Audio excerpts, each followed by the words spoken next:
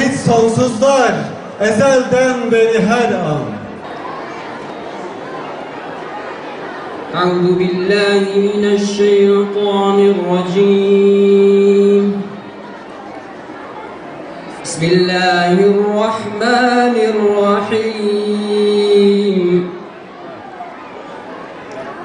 لقد صدق الله رسوله الرؤيا بالحق.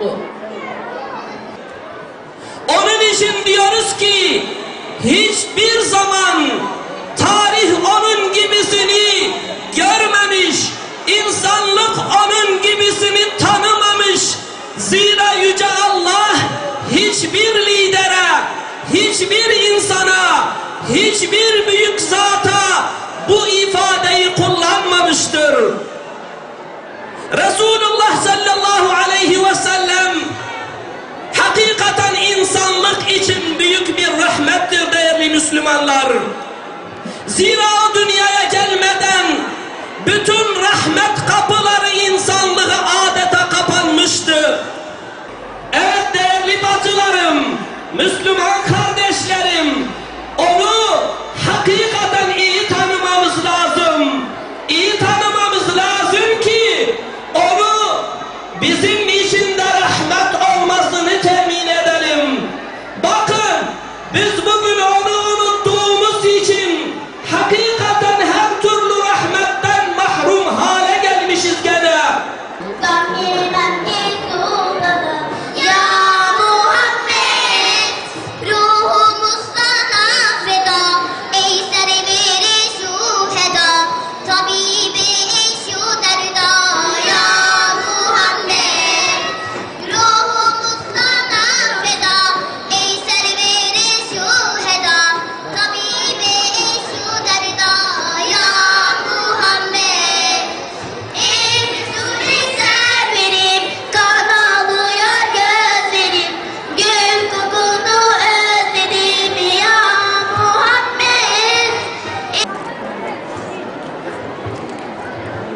Evet, Siirt genelinde okunan salavatlar, hatimler, yasinler, ihlaslar var.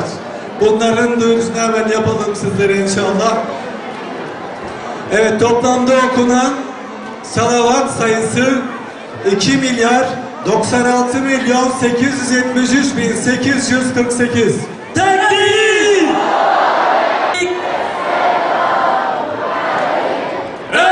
Muhammed Mustafa Aleyhisselatü Vesselam'ın yolundan başka hiçbir yolun, hiçbir metodun huzur getirmeyeceğini, adalet getirmeyeceğini bütün Müslümanlara fehmettir. Onların anlamalarını sağla. Ellerinden tutulacak tek kişinin, kanatları altına girilecek tek kişinin Hazreti Muhammed Aleyhisselatü Vesselam olduğunu bütün Müslümanların anlamalarını sağla.